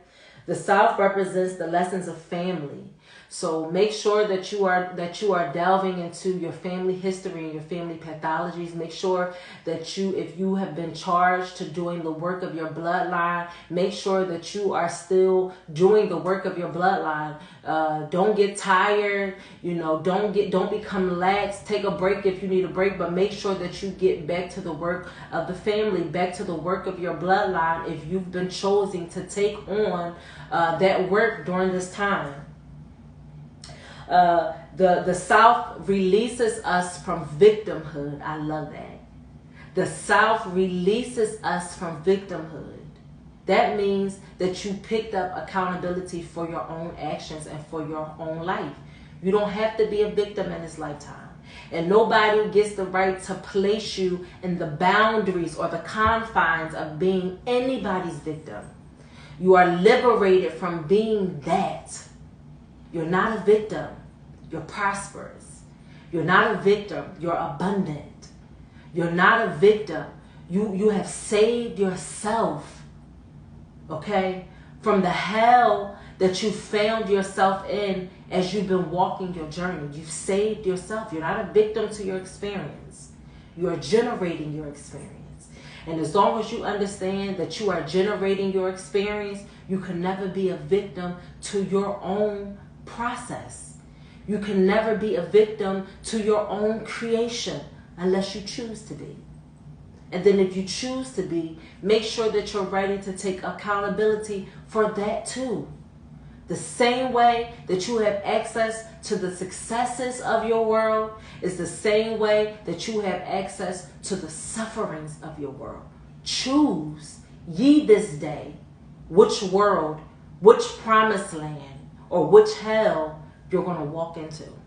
Choose ye this day which you are going to serve, who you are going to serve. You're going to serve yourself, or you're going to serve the world. You want to cut your own self down in order for you to be in connection or relation to the world, or you're going to show up fully and present in your own experience, understanding that Spirit incarnated you here during a time as this to handle business. Handle your business. The South corresponds to the Aboriginal people, to the indigenous people to this land. Get your affairs in order as it relates to your nationality. You are not a nigger. You are not black. You are not an African American. You are an Asiatic Moor who has been mooring through this universe and got lost along the way. Okay? And now the Moabite, that is the melanated womb, has come to call you back into order, back into your nationality. Those of you who follow anything in relation to politics, you know that this is so on point with relation to the Aboriginal people or the indigenous people to this land, because we see the powers that be trying to remove sovereignty from America. And if you don't know what that means to be sovereign on the land that you walk on, it's time for you to get your affairs in order. That's the first place that you need to start in relation to the spiritual I am. Where did you come from? Whose lineage is flowing through your bloodline? Whose land are you walking? If you still think that you're walking some Albion's land that came, okay, and discovered a land that was already present, that already had your ancestors walking and creating and nurturing and building, you are out of order as it relates to this divine universe. And until you come back into order as it relates to this land, as it relates to your place in this land, you will forever move about this land like you are a foreigner. Okay? Or like you are an immigrant. You cannot be an immigrant to a land that your ancestors birthed you out of. You cannot be separate from that, but you can be separated from that if you don't know who you are. And so the South deals with the Aboriginal people. And last, the South deals with healing.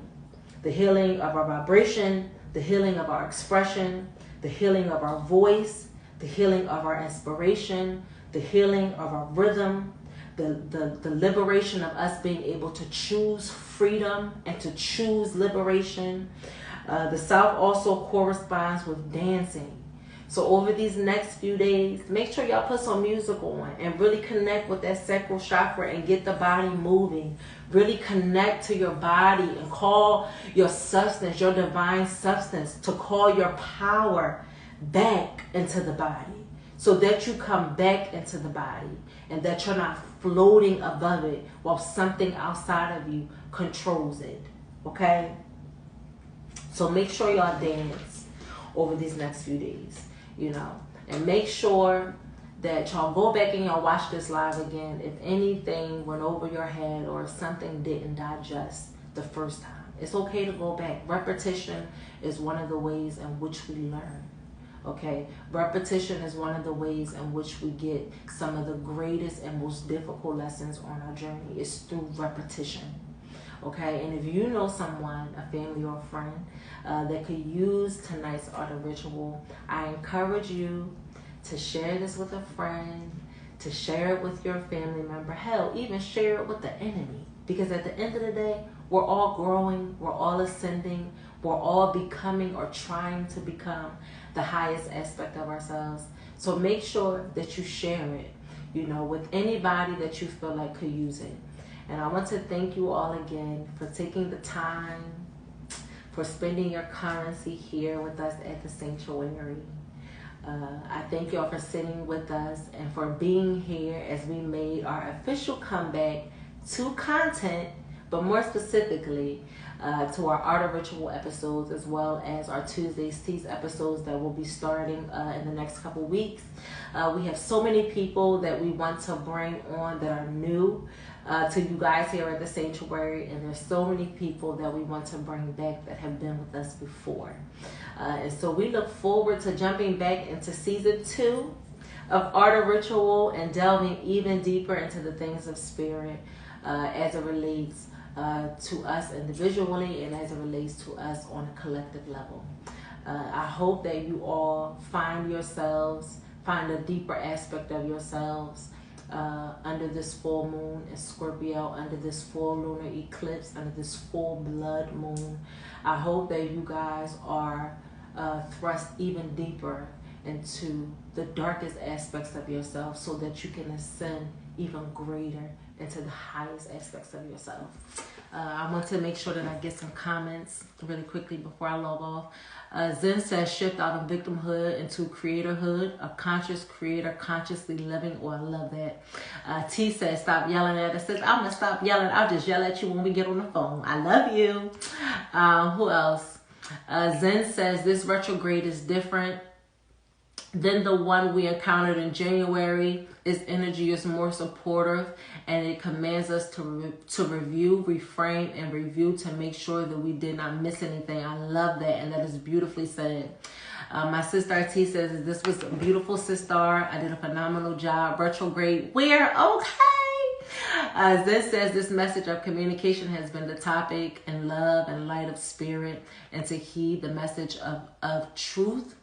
Mindful consumption and chanting. She says she's been doing some chanting.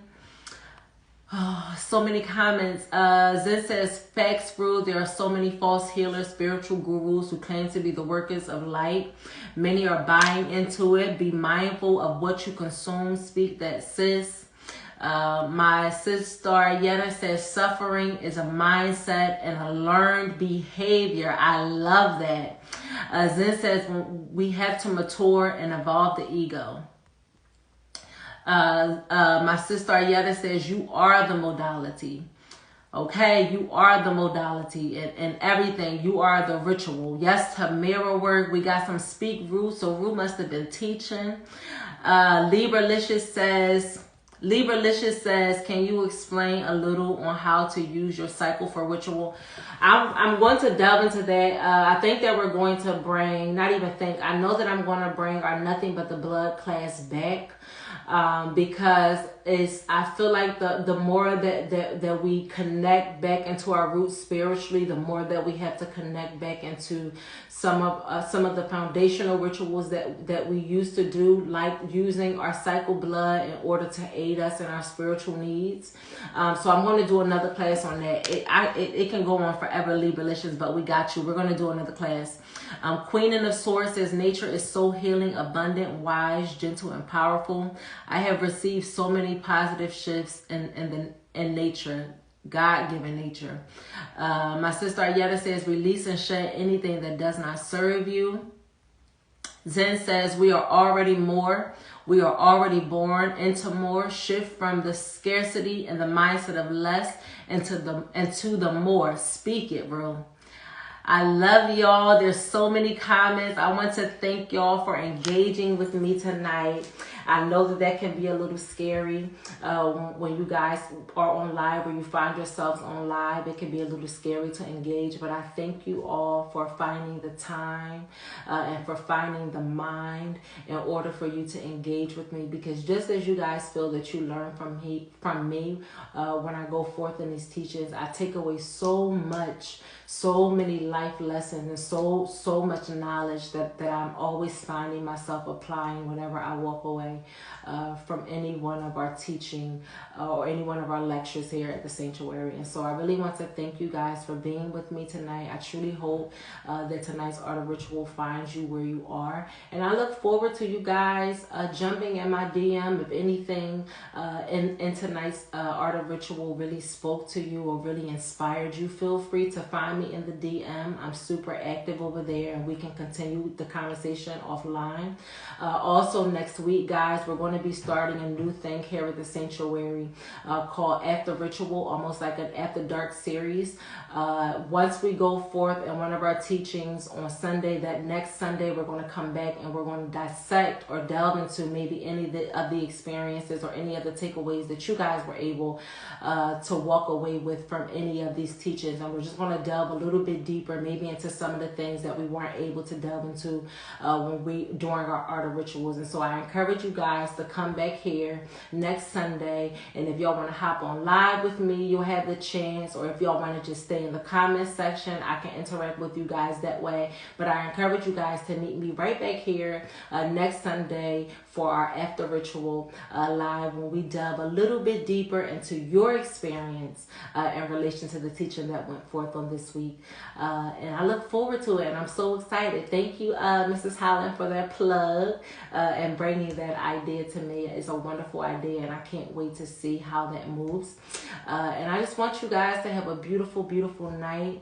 I thank you all again for being here, and welcome back. Art of Ritual is officially back, and I will see y'all next Sunday. Peace.